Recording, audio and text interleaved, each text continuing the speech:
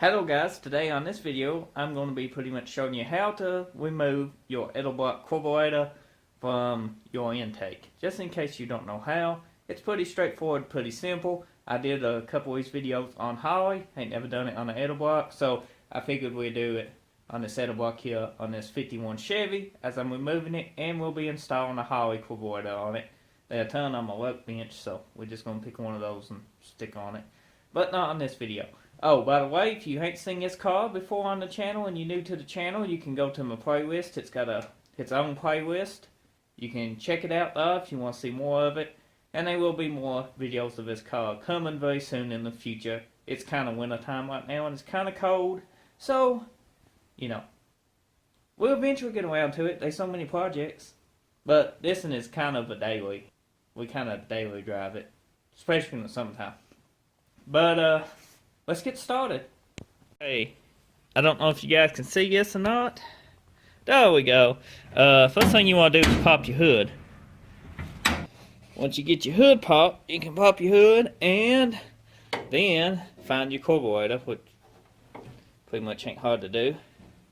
These old hoods stand up on their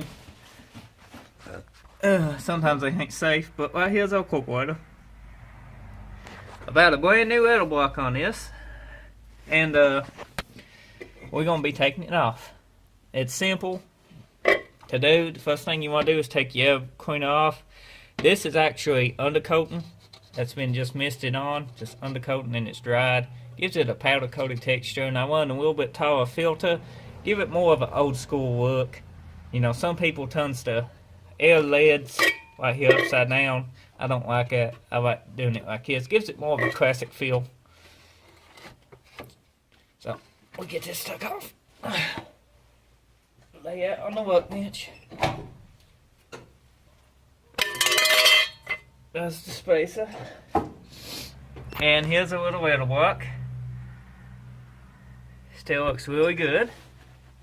Now, first step you want to do is disconnect your battery, because you kind of don't want to be working around this, and if it's an old hot rod, you could have a bare wire or something and touch it, cross something over, and these can actually spin around on you and probably hurt you. So make sure to disconnect the battery. Better safe than sorry. So next step, disconnect your vacuum lines. And then your fuel line, and looks like we need to get a one-way for that. We set you guys right there. Looks pretty good. I'm using my smaller tripod today, so bear with me. But take it one way and loosen your fuel line. You can put a towel under it if you got a pretty chrome intake. This intake's actually an Edelbrock Performance, and it's been painted with tractor enamel. If you ain't never used tractor enamel on an engine, works great. It's tractor enamel from Tractor Supply with a clear coat on it. Holds up really well. This engine's been in here 2 years and daily drove on. Just dusty. Ow. Okay. Once you get that, check. Make sure all your vacuum lines and you ain't got no wires or nothing on this side, and you can move on to the other side. Okay, once we get to the driver's side, you want to disconnect all your basically fittings. I done got this disconnected because this car is parked for the winter because I don't really want to drive it on the salt. And this was the little bracket for the kickdown cable, little adapter. And I removed that, and actually it's on the Sinus Trans Am. If you followed the channel for a little bit, you've probably seen quite a few videos of that Trans Am. Now, way out right there.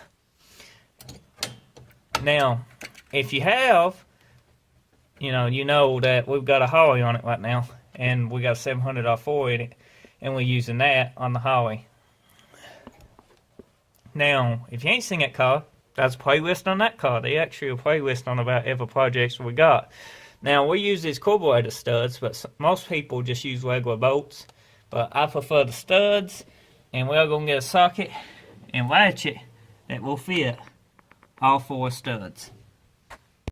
It was easy to find because I have one on the bench, and it's basically the same one I use for my transmissions for most of the time.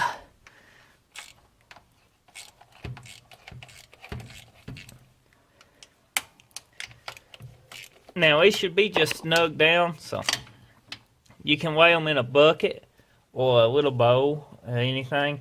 I'm just going to weigh mine straight right here. They out of the way. I don't have to worry about them going anywhere. And when I put my Holly carburetor on it, I won't have no worries. They be like that. Now you got 2 in the back, same spots. Easy got 2. You can get to them with a ratchet most of the time. Let me get these loose. Okay, we got the 2 bolts off the back now, the 2 bolts off the front, all the vacuum lines and brackets unhooked.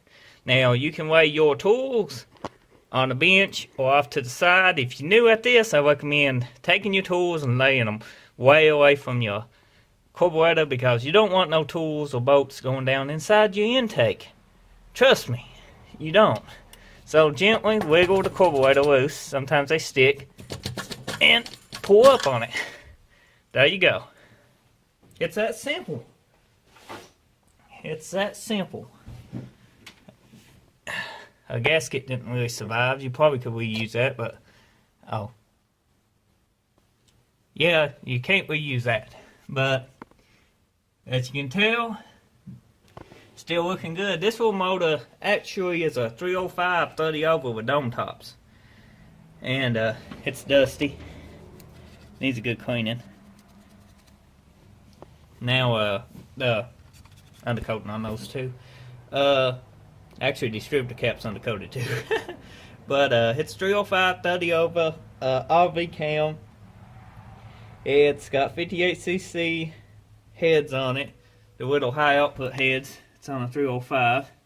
Right here, this is a 305 head. This ain't a double hump. This little hump, tiny hump, for a 305. You can come down here and you got this big fat harmonic balancer.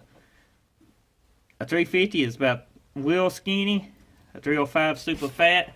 That's 2 quick ways you can tell a 305 from a 350, just in case you didn't know that. Okay guys, that's got that. Okay guys, hope you enjoyed this how-to video on removing your Edelbrock carburetor from your car. It's pretty straightforward, pretty simple. I know some people might not know how to do that, and it might be the first hot rod or the first car, so you know it's how-to video for them. Because if it's your first car and you're changing carburetor or want to change carburetor or just take it off and try to rebuild it yourself, you got to start somewhere. So that's for the people who need to know how, and hopefully find it helpful. And the ones that just enjoy people working on old cars and seeing old hot rods, this video is for you too. I hope you enjoyed seeing the 51. It's been a while since it's been on the channel actually getting worked on. Usually it's in a car show or something. So hope you enjoyed it. Check out the playlist, check out my channel. You can show your support by subscribing. I almost stuttered. Sometimes I can't help when I stutter or not. It's the reason my voice is messed up too, if you ain't noticed. Now if you don't care, hit that subscribe button. Show your support for this channel. We almost got 1,000 subscribers. And until the next video, I'll see you then. Take care.